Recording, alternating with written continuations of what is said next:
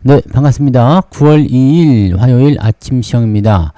자, 미국 증시는 잘 아시다시피 지난 주말 마감된 그대로 진행되고 있죠. 네, 어제 미국 시장이 휴장이었기 때문에 하락 분위기가 계속 유지가 되고 있다라는 걸 참고하시면 되겠고요. 자, 이 부분은 이미 다 알고 있는 내용이라서 넘어가도록 합니다. 자, 뉴스를 살펴보시면 여러 가지가 좀 있는데 내용들은 굉장히 많아요. 내용들은 굉장히 많은데, 자, 지금 하나씩 조금 살펴보도록 합시다. 국민연금이 조선주의 지분을 줄였다라고 나옵니다. 네, HD, 현대미포, 하나엔진에 대해서 1%씩 낮췄다라는 부분이고요. 차익 실현이 들어갔을 가능성은 높겠죠? 금호석유화학에 대한 지분율은 늘렸다라고 되어 있습니다. 조선 건설 소재 업종을 중심으로 1%포인트 이상 비중을 줄였다라고 되어 있습니다. 그리고 금호석유화학, 그 다음에 현대글로비스에서 지분을 소폭 확대했다라고 되어 있는데, 자, 국민연금은 한미약품, 현대미포, 한솔케미칼, 하나엔진, 대한통운, GS건설, NH투자증권, PI첨단소재 등 여러가지 기업들의 지분율을 조정을 했고요.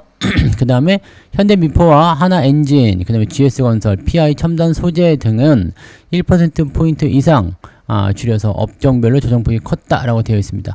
국민연금이 열심히 매도를 해가지고 이렇게 진행이 좀 됐던 부분이고요. 이렇게 되면은 지분율의 변동이 생기는 것이 악재가 될 것이냐 이런 부분이 생길 수도 있는데, 악재일지 아닐지는 좀 봐야 되겠죠. 그냥 차익 실현에 대한 부분이거나 일시적인 그 밸런스 조정 이런 것일 수도 있고요. 그래서 그런 내용이고, 매수가 들어간 쪽은 아무래도 이제 국민연금의 어떤 컨택을 받았다라는 식으로 생각하기 때문에 긍정적인 요소가 될 수가 있겠죠.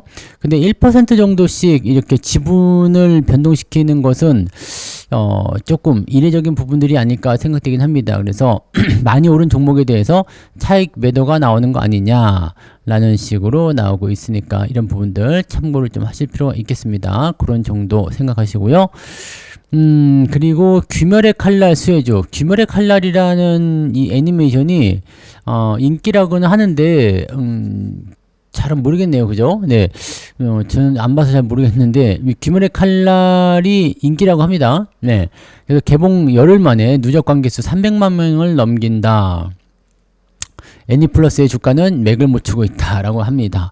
애니플러스에 투자하려고 했다면 수입이 결정됐을 때쯤 선 투자했어야 됐는데 이미 많이 늘어난 거 아니냐, 뭐 이런 식으로 얘기를 하고 있다고 하고요. 재밌나요? 네.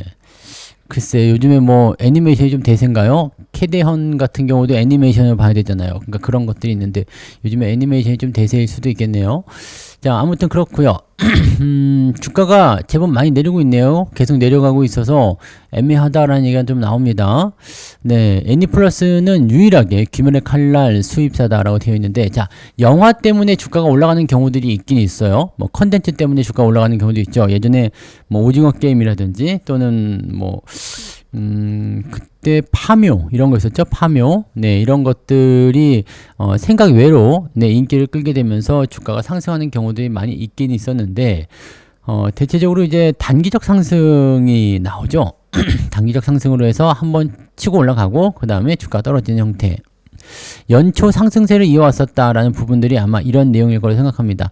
애니플러스는 지난 7월 5,900원까지 올랐었다. 귀멸의 칼날 개봉에 대한 기대감이 투자 심리를 자극했었다. 그러니까 단기적인 상승에 대한 기대감이 있었던 거고, 실질적으로 이제 주가가 올라가지 않은 상태에서 빵 터지면 그때 올라가지만, 이미 올라간 상태라면은 이것이 재료가 개봉이 됐을 때 주가가 떨어진 경우들이 많이 있습니다. 그러면서 최근에는 이제 많이 올라간 주식에 의한 대차장고 수량 증가죠. 그 다음에 공매도라든지 당연히 나올 수 있겠죠. 그래서 그런 부분들 애매한 상황이 좀 되었다라고 볼 수가 있겠네요. 그래서 지금 투자하기는 조금 늦었다라는 식으로 얘기가 나올 수 있어서 이런 부분들을 좀 참고하셔야 될 것 같아 보입니다. 그리고 오늘은 보면은 여러 가지 그런 어떤 내용들이 좀 있긴 있는데, 요것도 먼저 볼까요? 이제 반도체주를 끌어내린 대외 악재, 투자자는 속수무책이다. 미국산 장비 중국 반입 규제 이 얘기가 있죠. 그다음에 알리바바 AI 칩 요거 두 가지가 지금 큰 악재라고 되어 있는데 이게 PEV라고 합니다. 네, PEV 즉 VEU, PEV가 아니고, 네, VEU라고 하죠. 미국산 장비 중국 반입 규제. 요게 이제 VEU라고 하는데, 이 VEU 여기 써 있네요. 네. 미국의 한국 반도체에 대한 VEU 자격 철회. 요게 이제 중요한 재료가 됩니다. 사실 알리바바의 이런 신규 AI 칩 개발 이거는 엔비디아에 대한 의존도를 중국이 줄인다 이런 식으로 해가지고 나오는 모습일 수도 있겠습니다만은 실질적으로는 네 아직까지는 고성능 칩을 만들 수는 없기 때문에 거기에 대한 부분들은 네 크게 영향을 받지는 않을 거예요. 다만 이제 이 엔비디아의 고성능 반도체 칩을 중국에게 납품하는 것은 문제가 될 수 있다라는 식으로 얘기가 나올 수가 있겠죠. 네, 그래서 그런 형태 중국 매출 불확실성. 그러니까 기업들 입장에서는 이제 정책적인 부분들이 계속해서 압박을 좀 주고 있는 내용이다라는 식으로 나올 수가 있죠. 그래서 엔비디아가 3%, AMD 3% 정도씩 하락을 했었다라는 얘기가 되는 거죠. 네. 중국발 실적이 부진하게 된다고 한다면 아무래도 네. 기업들 입장에서는 수익성이 악화되기 때문에 부담 요소가 있을 수 있겠죠. 네, 그런 형태. 그 다음에, 우리나라 쪽에도, 네, 특히 하이닉스, 이런 것들 부담 요소가 될 수 있겠죠. 자, 근데 우리나라는 악재 하나 더 있었잖아요. 이 VEU라는 자격 철회. 자, 요건데 중국 공장에 미국산 반도체 제조 장비를 공급할 때 두 기업에 예외적으로 부여했었던 허가 절차 면제 조치를 폐지하겠다라고 얘기를 했습니다. 그래서 중국 공장에다가 반도체 장비를 반입할 때 건별 심사와 허가를 받아야 한다. 허가를 받아서 통과하면 되긴 되는데 안 해줄 가능성도 있다는 얘기죠. 가능성이 높아지죠. 네, 왜냐면 야 이거 너무 최신 장비인데 안 돼. 이런 식으로 나올 수가 있어요. 자, 그러면 이 정책이 지금 120일 유예 이후에 적용되기 때문에 120일이면은 6개월입니다. 네. 6개월이면은 6개월이 아닌가요? 4개월인가요? 3, 42, 4개월이잖아요. 그죠? 제가 4개월이라고 말하려고 했었죠. 4개월 후에 적용이 되기 때문에, 이 4개월 동안이면은 이제 내년부터 적용되는 거죠. 내년부터 적용이 된다라고 생각하시면 되는 건데, 그 전에 이제 뭔가 정책적인 부분을 피하기 위한 그런 내용이 좀 있거나, 그래야 되는데, 뉴스 하나를 더 볼까요? 뉴스 하나 더 보면, 여기 있죠? 네. 여기 지금 하이닉스 엄청 빠졌는데, 이 정부에서는 지금 보면은 기업들이 뭔가를 좀 해야 되는 거 아니냐, 라는 식으로 얘기를 하고 있습니다. 이 내용이 조금 답답해요. 네, 지금 보면은, 삼성전자와 SK 하이닉스가 중국 법인의 첨단 반도체 장비를 반입할 경우에 승인을 거치도록 한 미국 상무부 결정과 관련해서 최악의 경우 장비를 안 들여보내줘서 삼성과 SK가 빠지면 중국은 이 대신 잇몸으로 뭔가를 만들어낼 것이다. 그러면 미국 통제권에서 사라지는 것이 아니겠느냐, 라는 식으로 얘기를 하면서요. 그러니까 쉽게 얘기하면 장비 안 주면 중국이 그거를 대체할 수 있는 뭔가를 만들려고 하지 않겠느냐. 이렇게 되면 미국이 오히려 중국을 통제할 수 있는 그런 요소가 빠지게 된다라는 식으로 되는 거고, 이거 대신에 이제 새로운 체제로 진행하겠다는 것인데 삼성과 하이닉스가 많이 노력해야 되는 거 아니겠느냐. 방어 논리 중 하나는 삼성과 하이닉스가 있으니 그나마 중국을 통제할 수 있었는데, 얘네가 지금 중국에서 빠지게 되면 미국이 중국을 통제할 수 있는 권리가 없어지기 때문에 미국 역시도 장비 반입을 섣불리 막을 수는 없을 것이다, 라는 식으로 좀 안일하게 얘기를 하더라고요. 요거는 지금 뭔가 좀 잘못한 거 아닌가요? 네. 지금 삼성과 하이닉스가 노력을 해야 될 것이다, 라는 것이 이게 맞는 건가 싶습니다. 왜냐면 이건 정책적인 사안이잖아요. 기업의 사안이 아니라 정책이 결정된 부분이어서 요거는 네, 정책적으로 풀어줘야 되는 거 아닌가? 라는 생각이 좀 있습니다. 그래서 지금 발언 내용이 조금 이상한데, 그죠? 정부도 이미 알고 있었다. 근데 삼성과 하이닉스가 노력을 해야, 이게 그 맞나 싶은 생각이 조금 있는데.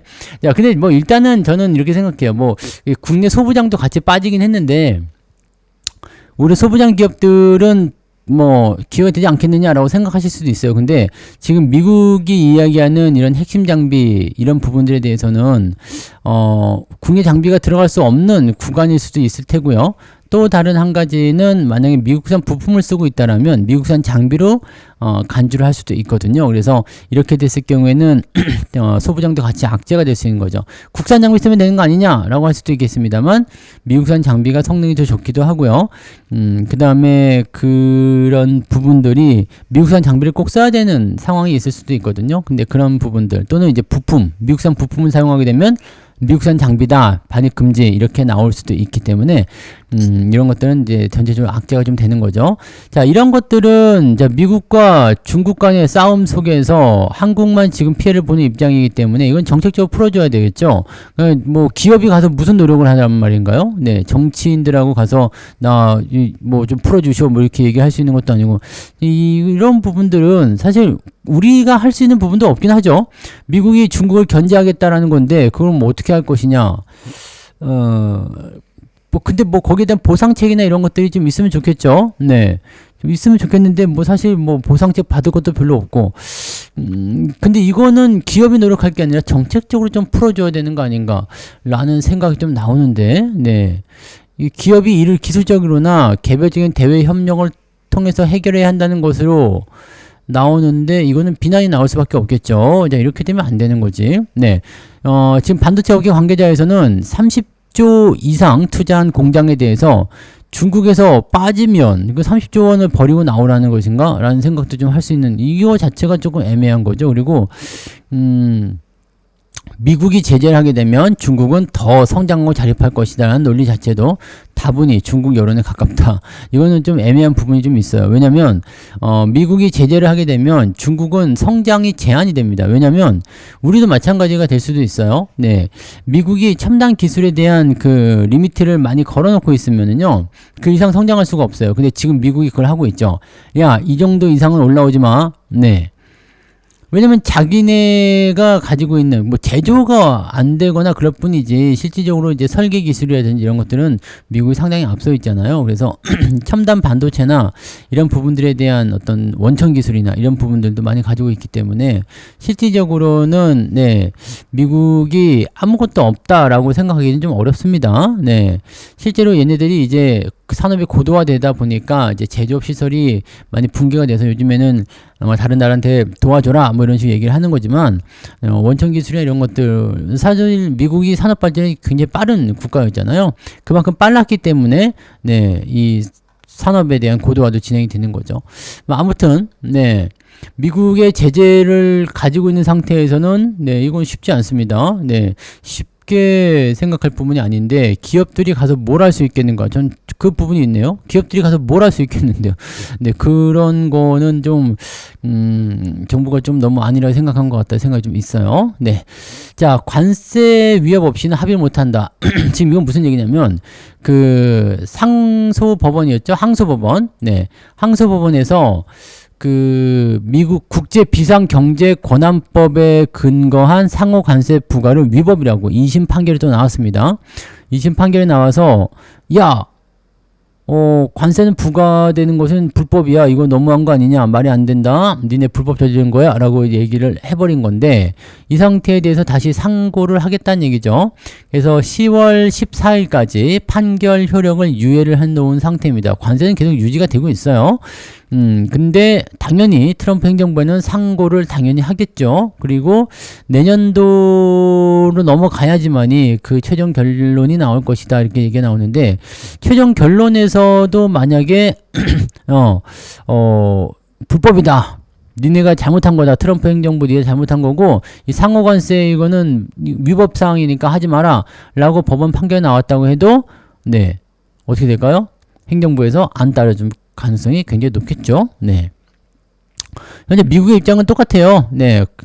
상대 국가들이 네, 협상을 지키지 않을 가능성이 높기 때문에 이거에 대한 그 보완책으로 우리가 관세를 부과한 것이다 라는 식으로 얘기를 하고 있는 거긴 한데 이 관세는 사실 트럼프의 그런 뭐라 그럴까요? 보여주기 성과 이렇게 봐야 되겠죠? 네, 성과를 만들어내기 위한 하나의 수단이었을 것이다. 뭐 그렇게 되는 거죠. 이제 적자를 눈에 띄게 줄여야 되겠다라는 생각을 일단 했을 거고요. 내가 적자를 줄였다라는 식으로 해서 약간 무리하게 무리수를 좀 뒀을 것이다 라고 판단됩니다.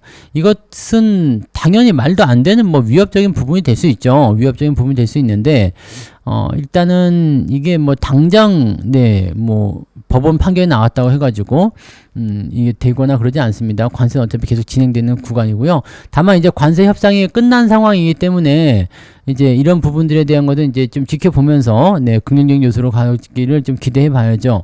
자, 물론 이제 이 관세 협상이 끝났다고 하더라도 어떤 트집을 잡아가지고 관세를 또 다시 올리겠다라고 네 난리를 치고 또 협상을 또 하자고 그럴지 모르겠습니다만은 약속을 지키지 않을 가능성은 미국 쪽이 더 많죠. 네, 그래서 그거는 잠재적인 위협도가 계속적으로 있을 것이다.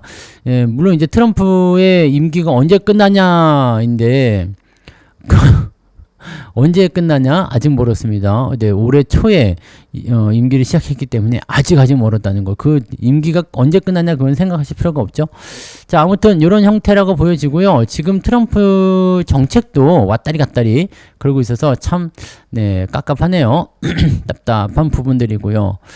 정책 불확실성 고조 때문에 9월에도 박스권 장세가 계속될 것이다.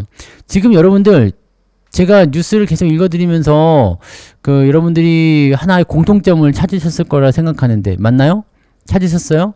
뭔데? 뭐지? 네, 지금까지 듣고 있는데 뭐지? 네, 무슨 공통점이 있냐면 정책에 의한이라는 공통점이 있죠.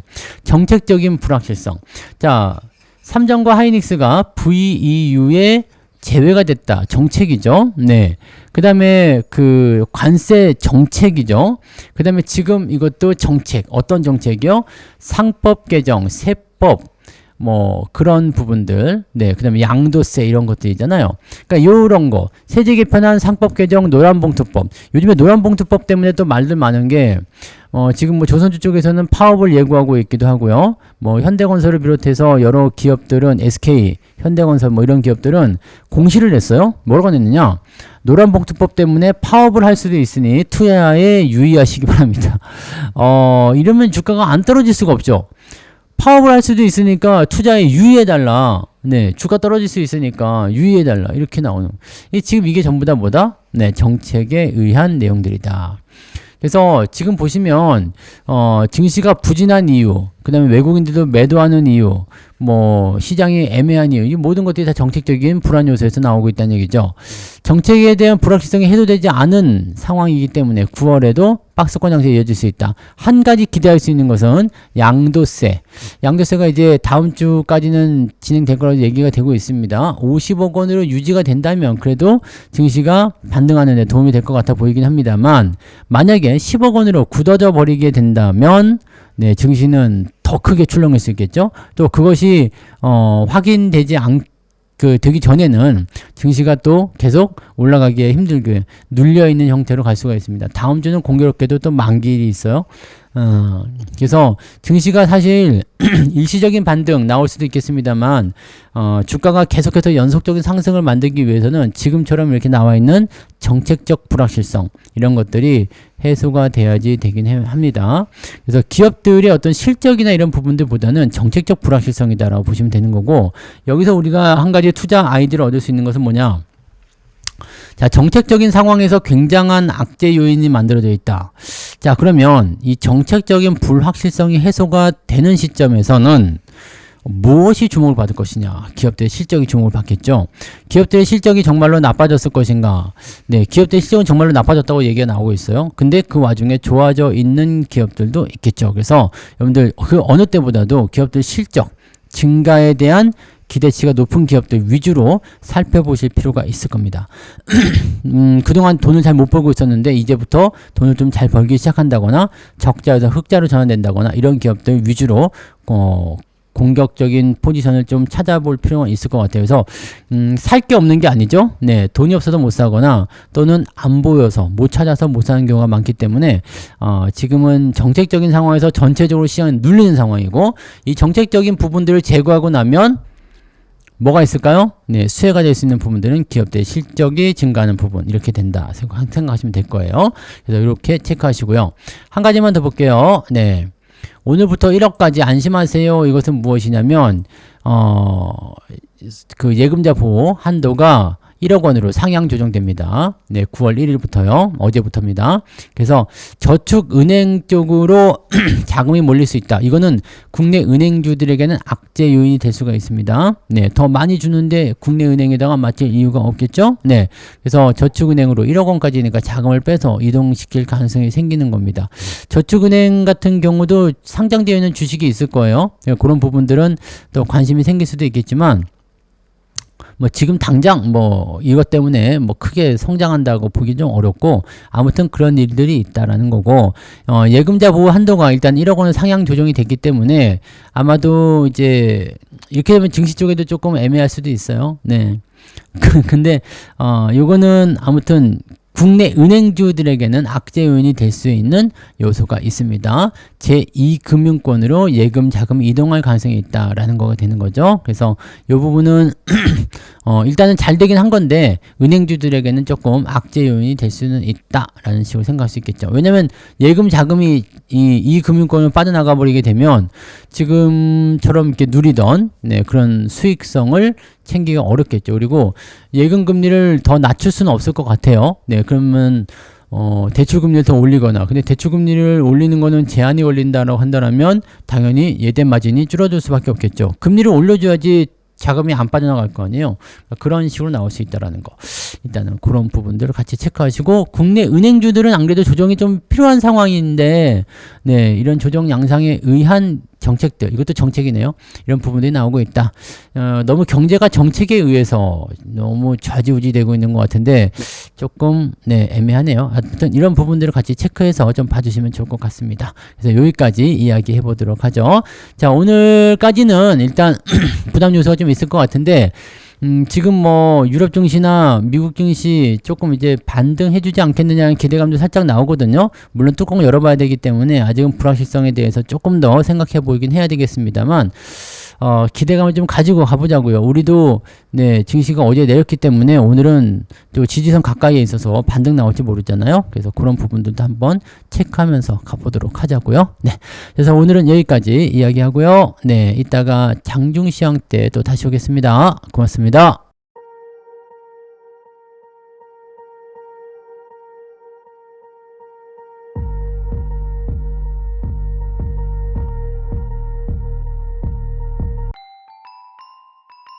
본 방송에서 제공되는 모든 정보는 투자 판단의 참고 자료이며 투자의 최종 책임은 본 방송을 이용하는 본인에게 있습니다.